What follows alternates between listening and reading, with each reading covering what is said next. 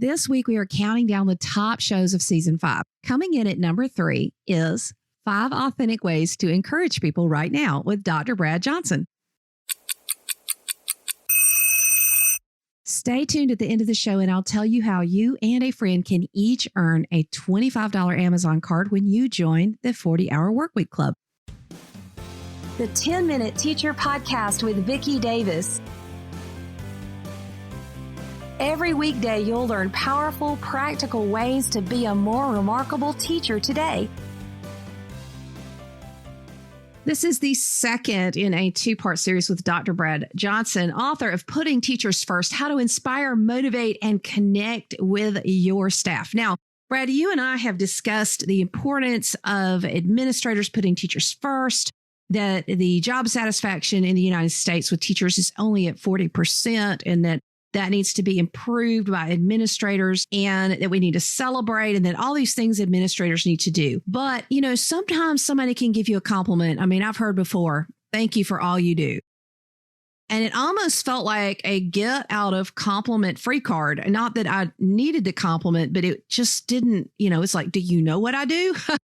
So today we're going to talk about at least 5 keys to effectively recognize and praise others. And if we get to them, we may have a few bonuses in there because I know you have 7 in the book. So what's our first? First is make it timely. You think about, we have like Teacher Appreciation Week, and a lot of times we save everything till then. And so if you let too much time pass, then again, it becomes almost irrelevant. So when you see things, when you see them doing something, it's almost like reinforcing the behavior by making that recognition timely. Yes. And, my principal, he sends a weekly email out about what's coming up, but then he also takes time to notice what has happened that people did well in the last week or so. People really want to be mentioned in that newsletter. It really does. It motivates them and makes them feel noticed. That's fantastic. I think timeliness is important also in the classroom.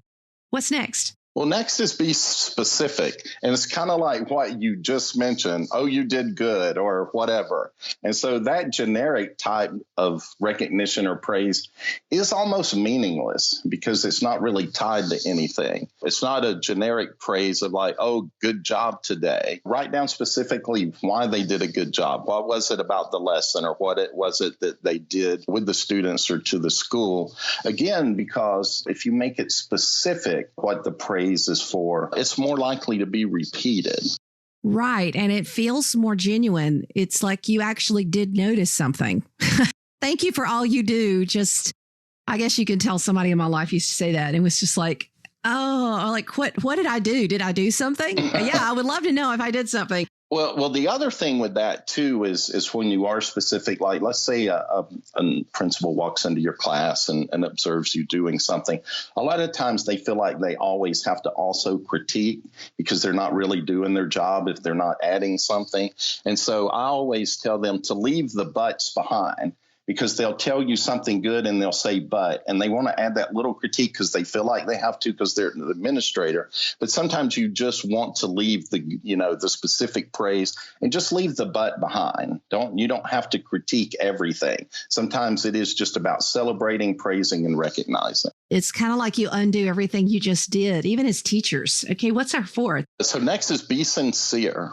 So your praise must be true appreciation and excitement about the success that's going on. Energy is contagious, and so you want to let that reflect in what you're doing. Be sincere if it's a handwritten note. Well, I think something like that shows you the sincerity. Like you said, that note that you received from your administrator the first day of school really let you know that was something that, was sincere from their heart.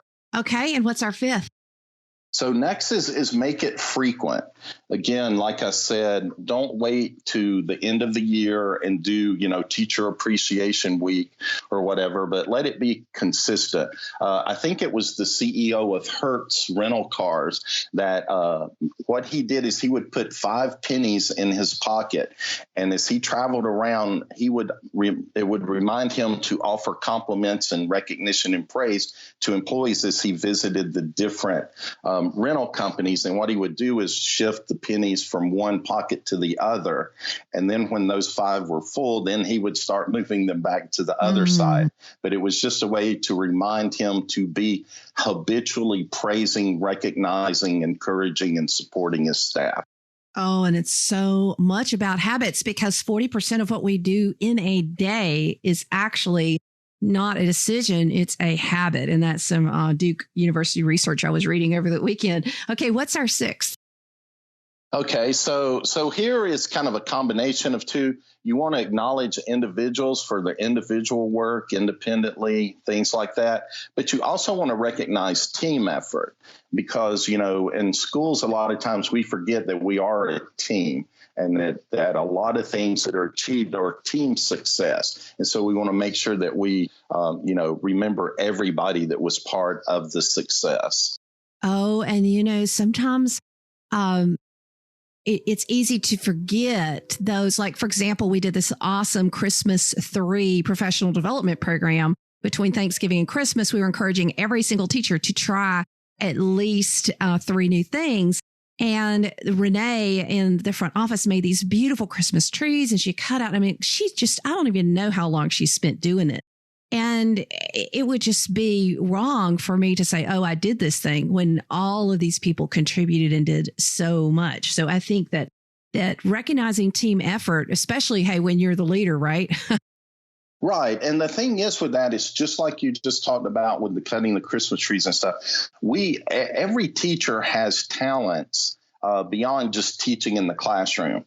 And a lot of times, a good administrator will be able to pull those out and use those in different areas within the school as well. I always say that we hire teachers for their strengths or their talents, but then we manage them for their weakness instead of focused on managing them for the talents and strengths that we actually hired them for, and to utilize them throughout the school. There's a good to great analogy of getting the right person on the right bus in the right seat on the bus. When you know people's strengths and weaknesses, and somebody is placed in an area of weakness, I just look at the person and I think, why did they just do that to you? Why did you do that to yourself? Say they're not a detailed person and now they're in charge of, say, calendaring or something that requires months of planning in advance, and they're a person who kind of lives in the moment.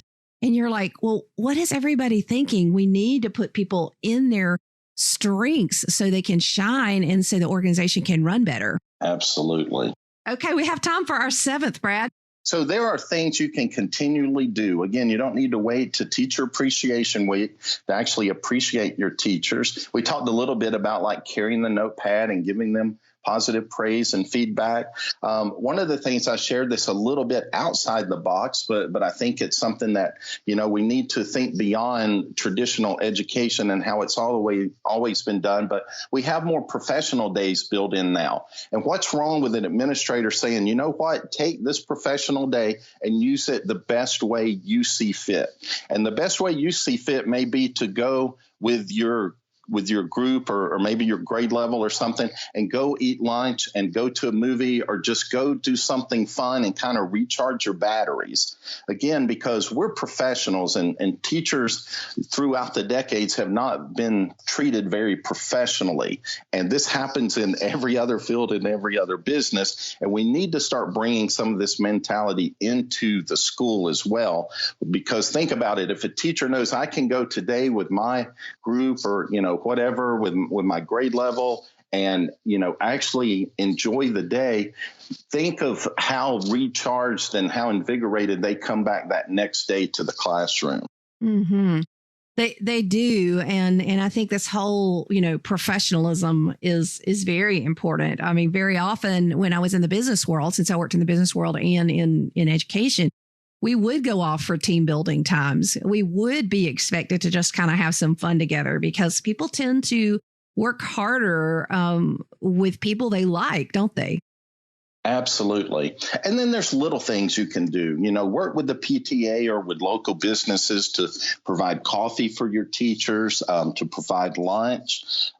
Think about in areas where it snows a lot, how some of your student groups go out and clean the windshields off the cars for teachers. So there's all kinds of little ways, inexpensive ways that you can do things to really show your teachers that you care, and that they're valued, and that you really do put them first, because they put their students first.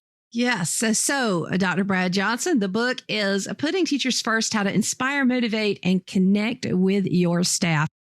These are fantastic, specific ideas that will make all of us better leaders in our schools. And remember, yes, teachers, we have to know our content, but it's about relationship as to whether they will learn that content from us. Yes, administrators, you have to know the content of doing your job effectively, curriculum, and all of this knowledge.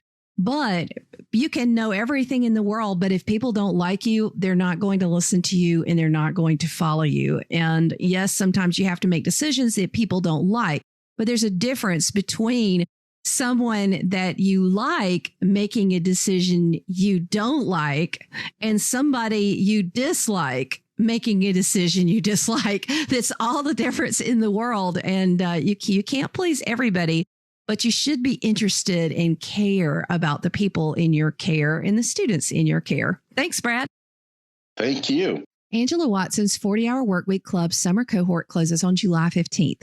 Joining this club and going through the material has made me a more efficient teacher, and I recommend it if you are overwhelmed with grading and lesson planning and all the things that teaching requires. You can check it out at coolcatteacher.com/save time. And here's something new that I mentioned at the beginning of the show. If you join with a friend, you can each receive a $25 Amazon gift card. Just list each other as your referrer when you sign up for the club. The gift cards will be emailed to you both during the third week of August. So check out the club at coolcatteacher.com/save time.